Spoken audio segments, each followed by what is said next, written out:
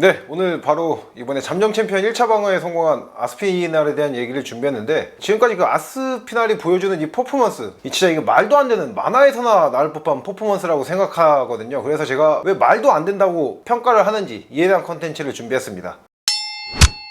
일단 경기를 평가할 수 있는 시간 자체가 없었죠. 그냥 뭐 오오오 하다가 그냥 경기가 끝났으니까. 예. 그만큼 진짜 말도 안 되는, 그러니까 이게 올라가는, 원래 실력이 좋은 선수가 UFC 막 입성해서 뭐 랭킹에 이제 진입하면서 치고 올라가는 상황에서 이런 경기면은 대단하다 할 텐데, 이게 지금 챔피언전입니다. 네, 상대방도 커티스 블레이즈고 이런 선수를 끝낸 것 자체는 진짜 말도 안 되는 거죠. 일단은 그 아스피날의 그 퍼포먼스를 짚어드릴 때 제일 먼저 말씀을 드려야 될 게 바로 이 평균 파이트 시간입니다. 그러니까 아스피날이 원래 커티스 블레이즈랑 하기 전에도 평균 파이트 시간이 2분 10초로 UFC 역사상 가장 짧은 평균 파이트 시간을 보유하고 있던 선수입니다. 근데 커티스 블레이즈도 1분 만에, 딱 정확히 1분 만에 잡아냈어요. 1분 만에 잡아내면서 2분 10초를 당겨서 2분 2초, 지금 현재 평균 파이트 기록이 2분 2초입니다. 만약에 다음 경기도 아스피날이 1분 내외 안쪽으로 끊게 되면은 전무후무한 평균 파이트 시간이 1분대인 챔피언을 볼 수가 있습니다. 그러니까 이 아스피날의 이 기록이 정말 대단한 게, 아스피날이 지금 뭐 탑 컨텐더일 뿐만 아니라 지금 잠정 챔피언으로서 챔피언을 방어하고 있는 사람이 이 정도 파이트 시간을 보유하고 있는 겁니다. 그러니까 지금 현재 그 UFC 역사상 그 짧은 파이트 시간 1위부터 5위까지를 살펴보면은 탑 컨텐터 라인, 그러니까 챔피언 수준에서도 아스피날만큼 평균 파이트 시간이 짧은 거는 론다 라우지가 유일합니다. 그러니까 론다 라우지가 이제 3분대 파이트 시간으로 지금 5위에 해당되어 있는데, 론다 라우지를 제외하고 다른 선수들의 면면을 살펴보면은 다 여러분들이 들었을 때 생경한 이름이에요. 2위가 아스피날에 이은 2위가 드류 맥페드리스라는 선수고, 3위가 테렌스 맥케니, 4위가 제임스 어빈입니다. 현역 UFC 선수는 3위인 테렌스 맥키니가 유일합니다. 그리고 이 세 선수의 그 UFC의 승률만 보더라도 UFC 10전 내고 승률이 50%입니다. 근데 아스피날은 본인의 경기 대부분 다 승리고, 특히나 뭐 탑 컨텐더 현재 잠정 챔피언 선수가 이 정도 파이트 시간을 보유한 거는 진짜 엽기적인 기록인 거죠.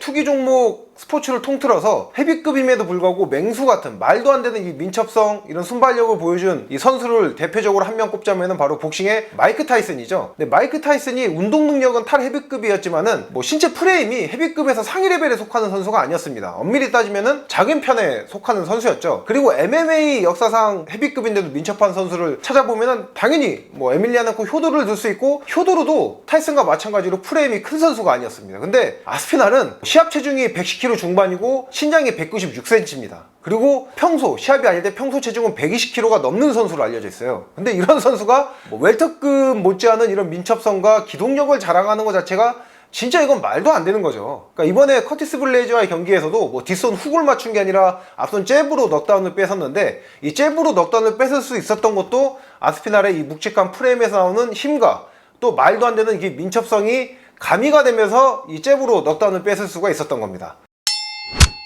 그리고 이 아스피날은 그 커티스 블레이즌에서 보여줬던 이 타격 능력뿐만 아니라 그래플링 능력도 굉장히 뛰어납니다. 대표적으로 이 알렉산더 볼코프와 경기를 들 수가 있는데, 볼코프와 경기에서 볼코프를 1라운드 3분 45초 만에 스트레이트 안바로 서브미션으로 잡아냈어요. 근데 주목해서 봐야 될 이유가 뭐냐면은, 볼코프가 UFC에서도 꽤 경력이 있는 선수인데 서브미션으로 패배한 거는 이 아스피날과의 경기가 처음이고 아직까지도 유일합니다. 그리고 본인 커리어를 통틀어서, 볼코프가 베테랑이잖아요. 본인 커리어 통틀어서도 아스피날에게 당한 서브미션 패배가 12년 만에 당한 이 서브미션 패배입니다. 그리고 이게 볼코프가 물론 그래플링에 밀려서 패배한 경기가 아스피날 경기가 유일한 게 아니에요. UFC 내에서요. 커티스 블레이즈와의 경기에서, 헤비급을 대표하는 그래플러인 커티스 블레이즈와의 경기에서 그래플링에 밀리면서 판정 패배를 당했었는데, 그때 커티스 블레이즈가 한 경기에서, 단일 경기에서 5라운드 동안 14번이나 볼코프를 넘겼습니다. 근데 넘겨서도 볼코프를 끝내지 못하고 결국에는 판정으로 힘겹게 이겼거든요. 그런데 이런 볼코프를 아스피날은 1라운드 3분대 만에 이제 서브미션을 잡아낸 것만 보더라도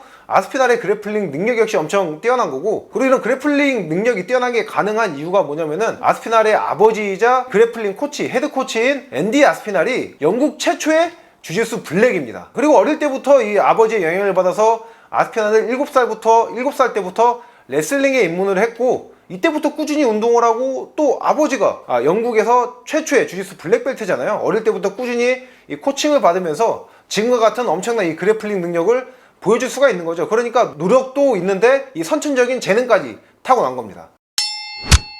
뭐 장기 집권 할 가능성이 높다 얘기가 나오죠. 근데 당연한 게 지금 현재 UFC 그 헤비급 탑5 내에서 시릴 간을 제외하고 아스피날이 모두 다 잡아냈습니다. 네, 모두 다 피니시로 잡아냈죠. 그러다 보니까 이미 뭐 헤비급 정리는 아스피날이 다 끝냈다 이런 얘기가 나오고 있는데, 근데 저는 한 가지 염려되는 게 있다면 바로 이 아스피날의 부상입니다. 이 아스피날이 얼마 전에 무릎 부상을 성공적으로 끝냈는데 뭐 부상이 문제냐 이런 생각을 하실 수 있는데, 그런데 이게 아스피날이 키가 196에 평소 체중이 120kg가 넘는 거한이잖아요. 근데 이런 선수가 이 정도로 민첩성 있게 움직이면은 부상에 대한 염려는 아무래도 계속 따를 수밖에 없습니다. 그래서 저는 개인적으로 아스피날이 건강 관리만 잘 되면은 당연히 장기 집권은 가능하다고 보고, 또 이 정도 퍼포먼스를 2, 3년 정도만 유지하면은 역대 최고 반열에도 올라갈 선수라고 저는 생각을 합니다. 그래서 오늘은 그 아스피날이 제가 평가하기에 말도 안 되는 만화와 같은 퍼포먼스라고 저는 생각을 하는지 이에 대한 컨텐츠를 준비했고요. 다음 시간에도 유익한 컨텐츠로 찾아뵙도록 하겠습니다. 렛츠 댄스!